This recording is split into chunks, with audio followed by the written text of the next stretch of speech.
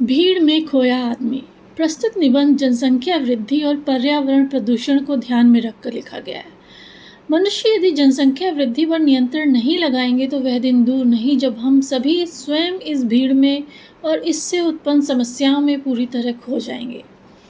इस कथा प्रसंग में उठाई गई समस्याएं समाधान की ओर अग्रसर करती हैं। यह विषय हमारे देश की खुशहाली और भविष्य के लिए आवश्यक और महत्वपूर्ण है। बाबू श्यामलाकांत के अनियोजित परिवार का लेखा जोखा हमें परिवार के सुखी और संपन्न होने की दिशा में सोचने पर मजबूर करता है। मेरे एक अभिन्न मित्र हैं बाबू श्यामलाकांत। सीधे साधे, परिश्रमी, ईमानदार, किंतु निजी जिंदगी में बड़े लापरवाह। उम्र में मुझसे छोटे हैं पर अपने घर में बच्चों की फौज खड़ी कर ली है। पिछली गर्मियों में मुझे उनकी लड़की के विवाह में सम्मिलित होने के लिए हरिद्वार जाना था। 15 दिन पहले आरक्षण के लिए स्टेशन पर गया तो वहाँ पहले से ही लोगों की लंबी कतार खड़ी थी। घंटों प्रतीक्षा के बाद मेरी बारी आई तो पता चला कि किसी भी गाड़ी में स्थान खाली नहीं है। जाना आवश्यक था, इसलिए मुझे बिना आरक्षण के ही निकलना पड़ा। जब गाड़ी आई तो क्या देखता हूँ कि उसके अंदर तिल रखने को भी जगह नहीं और प्लेटफॉर्म पर चढ़ने वालों की भीड़ ज़बरदस्त धक्कम धक्का करने में लगी है।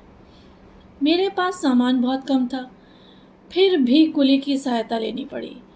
यदि उसने खिड़की से मुझे भीतर न धकेला होता तो गाड़ी छूट जाती। लक्सर में मुझे गाड़ी बदलनी थी। किसी तरह खिड़की से बाहर कूदा तो क्या देखता हूँ, पूरी ट्रेन की छत यात्रियों से पटी पड़ी है।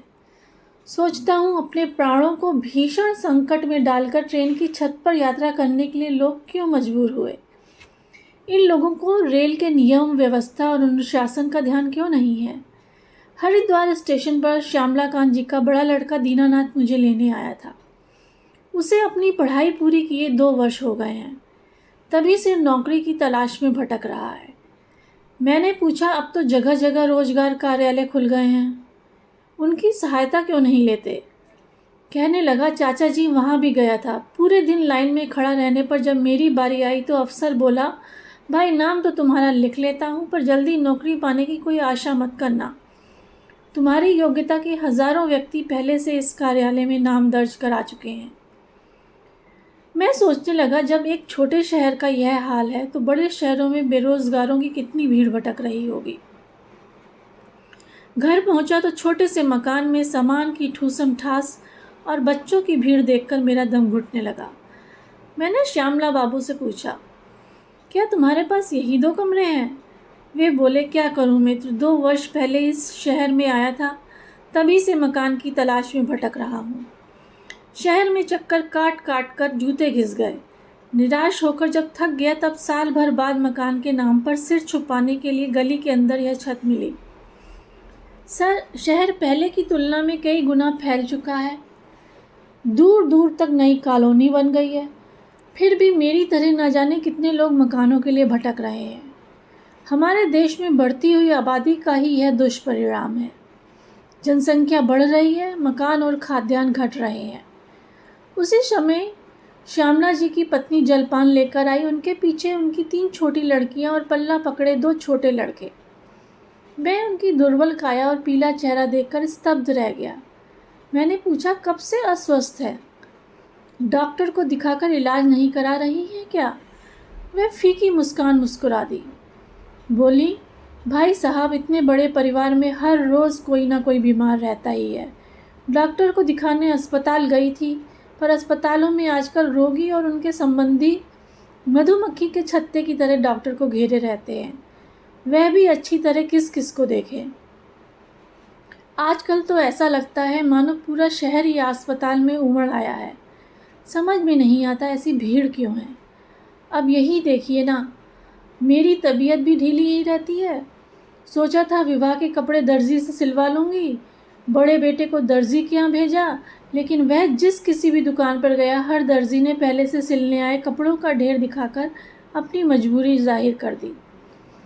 पहले ग्राहक का स्वागत होता था, अब उसे भी चिरौरी सी करनी पड़ती है। फिर भी समय पर काम नहीं होता। दुकानें पहले से कहीं अधिक खुल गई हैं, लेकिन ग्राहकों की बढ़ती हुई भीड़ के लिए अब भी कम पड़ रही है। तभी बाहर से दूसरे बेटे सुमंत का हारा थका झुंझलाया स्वर सुनाई दिया। माँ, जल्दी से 1 कप चाय बना दो, आज पूरा दिन राशन की दुकान पर लग गया। इतनी भीड़ थी कि लाइन खत्म होने को ही नहीं आती थी। फिर भी पूरा सामान नहीं मिल पाया। मैं सोचने लगा, आखिर इस सब का कारण क्या है। मोहल्ले मोहल्ले दुकानें हैं, मकान पहले से कहीं अधिक बन गए और बनते जाते हैं। रोज़गार के अनेक रास्ते निकल आए हैं। रेलगाड़ियों और बसों की संख्या पहले से कहीं अधिक बढ़ गई हैं। चिकित्सा सुविधाओं का विस्तार हुआ है, फिर भी लोगों की आवश्यकताएं पूरी नहीं हो पा रही हैं। जहाँ देखिए भीड़ ही भीड़ है। यह भीड़ क्यों बढ़ती जाती है? क्या आदमी स्वयं इसके लिए उत्तरदायी नहीं है? घर में बच्चों की भीड़ है। यह भीड़ भले ही हमें अच्छी लगती हो, लेकिन जब तक बच्चों के पालन पोषण की, रहन सहन की, शिक्षा दीक्षा की पूरी सुव्यवस्था ना हो, यह भीड़ दुखदायी बन जाती है। अस्पताल में भीड़ क्यों है? क्या यह भीड़ किसी को सुहाती है? क्या कोई स्वेच्छा से अस्वस्थ होता है? नहीं, स्वयं कोई बीमार नहीं होना चाहता। बीमारी कुपोषण से, गंदे और संकीर्ण मकानों के दूषित वातावरण से होती है। यदि सीमित परिवार हो, स्वच्छ जलवायु हो और खाने के लिए भरपूर भोजन सामग्री हो तो बीमारी से बचा जा सकता है। रेल बस में भीड़ का कारण भी बढ़ती हुई जनसंख्या है। देश के अनुशासन पर दुष्प्रभाव पड़ता है। सड़क पर दुर्घटनाएं होती हैं, सार्वजनिक स्थानों पर नियम और व्यवस्था का पालन नहीं होता। जिस काम के लिए आदमी दफ्तर, कचहरी, अस्पताल, स्टेशन आदि स्थानों पर जाता है, समय, शक्ति और धन व्यय करके भी वह कार्य सिद्ध नहीं कर पाता। वह स्वयं भीड़ में खो जाता है। भीड़ में खोया आदमी शायद यह तो समझ ही जाता है कि यह बढ़ती हुई जनसंख्या का परिणाम है। मुझे अपने मित्र श्यामलाकांत को अब इस भीड़ का रहस्य बताने की आवश्यकता नहीं है, क्योंकि वे स्वयं इस विपदा को झेल रहे हैं।